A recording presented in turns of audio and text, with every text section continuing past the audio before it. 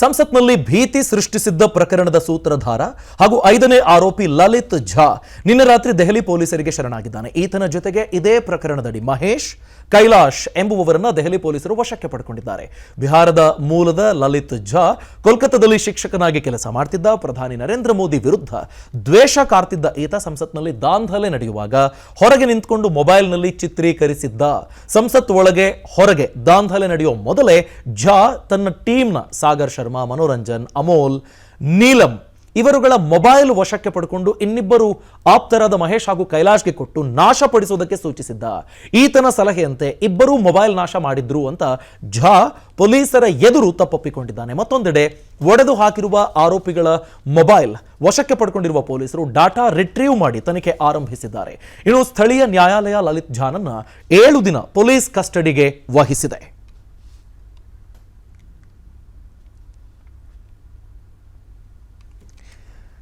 Sir, ಇದು ಬಹಳ important revelations ಅಂತ ಇವತ್ತು ನೋಡಿದ್ರೆ ಸರ್, ಒಂದು ಡೈರಿ ಸಿಕ್ಕಿದೆ, ಪ್ಲಾನ್ ಬಿ ಇತ್ತು, ಮೊಬೈಲ್ ಅನ್ನ ಸಾಕ್ಷಿ ನಾಶ ಮಾಡೋದಕ್ಕೆ ಯೋಚನೆ ಮಾಡಿದ್ರು, TMC ಲೀಡರ್ ಜೊತೆಗಿನ ಫೋಟೋ, ಹೀಗೆ ಪ್ರಮುಖ ವಿಷಯಗಳಿದ್ದಾವೆ ಸರ್. ಈ ಸ್ಟೋರಿ ಯಾವ ದಿಕ್ಕಿನಲ್ಲಿ ಹೋಗುತ್ತೆ ಅನ್ನೋದ್ರ ಬಗ್ಗೆ ತಿಳ್ಕೊಳ್ಳೋ ಕುತೂಹಲ sir. Over to you. 3 important ಆದಂತಹ ಡೈಮೆನ್ಷನ್ ಅಲ್ಲಿ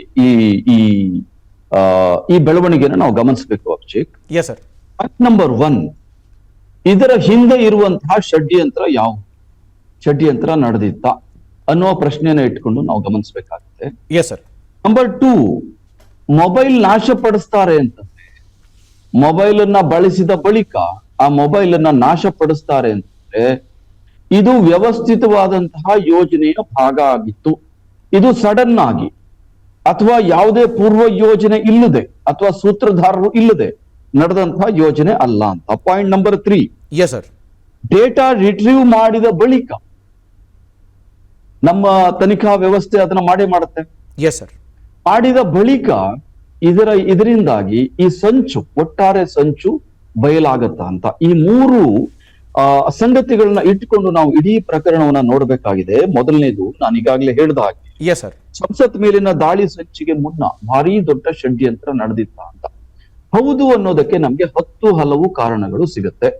ಉದಾಹರಣೆಗೆ, ಈ ಸಂಚಿನಲ್ಲಿ ಮತ್ತು ಈ ಘಟನೆಯಲ್ಲಿ ಭಾಗಿಯಾದಂತಹ 4 ವ್ಯಕ್ತಿಗಳು, ಒಬ್ಬ ಕರ್ನಾಟಕದವನು, ಇನ್ನೊಬ್ಬನು ಮಹಾರಾಷ್ಟ್ರದವನು, ಮತ್ತೊಬ್ಬರು ಹರಿಯಾಣದವರು, ಮತ್ತೊಬ್ಬರು ಉತ್ತರ ಪ್ರದೇಶದವರು. ಈ 4 ಜನರನ್ನ ಬೆಸೆದಂತಹ ಸಿಂಗಲ್ ಅಜೆಂಡಾ ಯಾವುದು?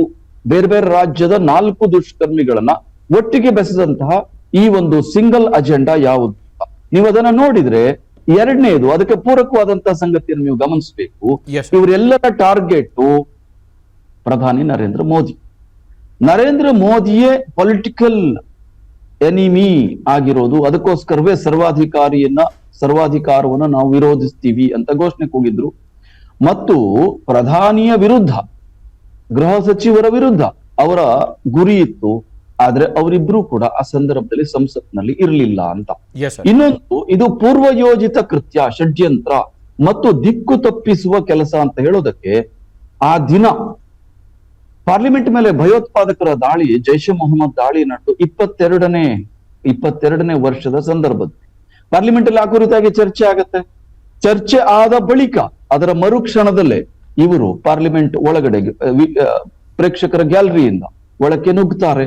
ಅಂದ್ರೆ ಇದು ವ್ಯವಸ್ಥಿತವಾದಂತಹ ದಾಳಿ ಆಗಿತ್ತು ಅನ್ನೋದಕ್ಕೆ ನಿಮಗೆ ಈ ಪುರಾವೆಗಳು ಸಿಗುತ್ತೆ. ಅದಕ್ಕೆ ಪೂರಕವಾಗಿ ನಿಮಗೆ ಈಗ ಪ್ರಾಥಮಿಕ ತನಿಖೆಗಳಲ್ಲಿ ಸಿಕ್ಕಿರುವಂತಹ ಮಾಹಿತಿ ಏನು? ಈಗಾಗಲೇ ಅವರು ರಿಹರ್ಸಲ್ ನಡೆಸಿದ್ರು. ಇದಕ್ಕೂ ಮೊದಲು ಅವರು ಪಾರ್ಲಿಮೆಂಟ್ ಎಂಟ್ರಿಯನ್ನ ಕೊಟ್ಟಿದ್ರು. ಮತ್ತು ಇದರ ಹಿಂದೆ ಇದಕ್ಕಿಂತ ಒಂದು ದೊಡ್ಡದಾದಂತಹ ಜಾಲ ಇದೆ. ಅದರ ಮುಂದುವರೆದ ಭಾಗ ಅಥವಾ ಮುಖವಾಣಿಯಾಗಿ ಈ 4 ಕೆಲಸ ಮಾಡ್ತಾರೆ. ಸಾಧ್ಯ ಇದ್ದರೆ, ಅವಕಾಶ ಸಿಕ್ಕರೆ ಈ 4 ಜನ ಸಂಸತ್ತಿಗೆ ನುಗ್ತಾ ಇದ್ರು. ಆದ್ರೆ ಪಾಸ್ ಇಬ್ಬರಿಗೆ ಸಿಕ್ಕಿದ್ರಿಂದ ಇಬ್ರು ಒಳಗಡೆ ಬಂದ್ರು ಅಂತ. ಎರಡನೇದು, ಮೊಬೈಲ್. ಹಾಗಾದ್ರೆ ಇವರು ಪ್ರತಿಭಟನೆ ಮಾಡುವುದ ಉದ್ದೇಶ ಇತ್ತು, ನಿಯಂತ್ರಕರು ಇಲ್ಲ ಅಥವಾ ಇವರಿಗೆ ಸಹಾಯ ಮಾಡುವವರು ಇಲ್ಲ ಅಂತಂದ್ರೆ ನೀವು ಯಾತಕ್ಕೋಸ್ಕರ ಮೊಬೈಲ್ ಅನ್ನ ನಾಶಪಡಿಸ್ತಾ ಇದ್ರಿ? ಅಂದ್ರೆ ಯಾರನ್ನೋ ರಕ್ಷಣೆ ಮಾಡುವಂತಹ, ಸೂತ್ರಧಾರರನ್ನ ರಕ್ಷಣೆ ಮಾಡುವಂತಹ ಯೋಚನೆ, ಪೂರ್ವ ಯೋಚನೆ ನಿಮ್ಮ ಈ ಯೋಜನೆಯ ಭಾಗ ಆಗಿತ್ತು ಅನ್ನೋದಕ್ಕೆ ನಿಮಗೆ ಸಿಗುವಂತಹ ಸ್ಪಷ್ಟವಾದಂತಹ ಪುರಾವೆ. ಇನ್ನು ನಾವ್ ಹೇಳ್ತೀವಿ ಷಡ್ಯಂತ್ರ ಇದೆ ಅಂತ, ಮೇಲ್ನೋಟಕ್ಕೆ ನಮಗೆ ಖಾತರಿ ಆಗುತ್ತೆ. ಆದ್ರೆ ಮೇಲ್ನೋಟದ ಖಾತರಿ ಅದು ಪ್ರೂವ್ ಆಗ್ಬೇಕು ಅಂತಂದ್ರೆ ಅದಕ್ಕೆ ಪೂರಕವಾದಂತಹ ಸಾಕ್ಷ್ಯಾಧಾರಗಳು ಸಿಗಬೇಕು. ಯಾರ್ಯಾರು ಇದ್ರು, ಯಾವ್ಯಾವ ಪಕ್ಷಗಳು ಇದ್ರು, ಇದಕ್ಕೆ ಹಣ ಕೊಟ್ಟವ್ರು ಯಾರು, ನೈತಿಕ ಬೆಂಬಲವನ್ನ ಕೊಟ್ಟವ್ರು ಯಾರು, ತಾಂತ್ರಿಕ ಸಹಕಾರವನ್ನ ಕೊಟ್ಟವ್ರು ಯಾರು, ಇವೆಲ್ಲವೂ ಕೂಡ ಆಚೆ ಬರ್ಬೇಕು ಅಂತಂದ್ರೆ ಆ ಮೊಬೈಲ್ ಅನ್ನ ಅವರೇನು ನಾಶಗೊಳಿಸಿದ್ದಾರಲ್ಲ ಅದರ ಡೇಟಾವನ್ನ ರಿಟ್ರೀವ್ ಮಾಡಬೇಕು. ಆ ರಿಟ್ರೀವ್ ಮಾಡೋದ್ರಲ್ಲಿ ಏನಾದ್ರೂ ನಮ್ಮ ತನಿಖಾ ವ್ಯವಸ್ಥೆ ಫೇಲ್ ಆದ್ರೆ ಇದು ಪೂರ್ತಿ ಇದರ ತನಿಖೆಯ ದಿಕ್ಕು ತಪ್ಪುತ್ತೆ ಮತ್ತು ತನಿಖೆ ಫೇಲ್ ಆಗುತ್ತೆ ಅಂತ. ಇದರ ಒಟ್ಟಾರೆ ಈಗ ಇವತ್ತೇನು ತನಿಖೆಯನ್ನ ಪ್ರಾರಂಭ ಮಾಡಿದೆ, ಸ್ವತಃ ಪ್ರಧಾನಿಯವರೇ ಆಸ್ತಿಯನ್ನ ತೆಗೆದುಕೊಂಡಿದ್ದಾರೆ. Yes, sir. ಗೃಹ ಸಚಿವರ ನಿರ್ದೇಶನದಲ್ಲಿ ತನಿಖೆ ಆರಂಭ ಆಗಿದೆ. ಇದು ಸರಿಯಾದ ದಿಕ್ಕಿನಲ್ಲಿ ಹೋಗಬೇಕು, ಫಲಿತಾಂಶವನ್ನ ಕಾಣಬೇಕು ಅಂತಂದ್ರೆ ಆ ಮೊಬೈಲ್ ಅಲ್ಲಿ ನಾಶಪಡಿಸಿರುವಂತಹ ಡೇಟಾ ರಿಟ್ರೀವ್ ಆಗಬೇಕು. ಅದಾದರೆ ಈ ತನಿಖೆ ಒಂದು ಸರಿಯಾದ ದಿಕ್ಕಿನಲ್ಲಿ ಸಾಗುತ್ತೆ. ಇಲ್ಲ ಅಂತಂದ್ರೆ ಇಲ್ಲ. ನಾವು ಬರೇ ಕತೆ ಹೇಳ್ಕೊಂಡಿರ್ಬೇಕಾಗತ್ತೆ, ಹೀಗಾಯ್ತು ಹಾಗಾಯ್ತು ಅಂತ. ಅವರ ಉದ್ದೇಶ, ಅವರ ಅಜೆಂಡಾ ಈಡೇರುತ್ತೆ.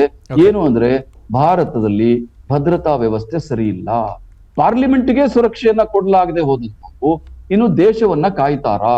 ಇದು ಅವರ ಮೂಲಭೂತವಾದಂತಹ ಪ್ರಶ್ನೆ. ಮತ್ತು ಭಯೋತ್ಪಾದಕರನ್ನ ಎದುರಿಸುವಂತಹ ವ್ಯವಸ್ಥೆ ನಮ್ಮಲ್ಲಿ, ರಕ್ಷಣಾ ವ್ಯವಸ್ಥೆ ಇಲ್ಲ, ದುರ್ಬಲವಾಗಿದೆ.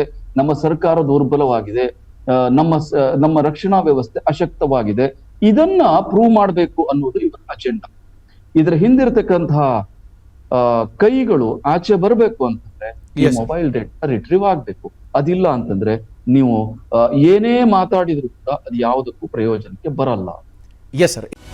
ಅನುಕ್ಷಣದ ಸುದ್ದಿಗಳಿಗಾಗಿ ವಿಸ್ತಾರ ಯೂಟ್ಯೂಬ್ ಚಾನೆಲ್ ಸಬ್ಸ್ಕ್ರೈಬ್ ಮಾಡಿ, ಬೆಲ್ ಐಕಾನ್ ಕ್ಲಿಕ್ ಮಾಡಿ. ಸುದ್ದಿಗಳ ಅಪ್ಡೇಟ್ಸ್ಗಾಗಿ ವಿಸ್ತಾರ ಆಪ್ ಡೌನ್ಲೋಡ್ ಮಾಡಿ.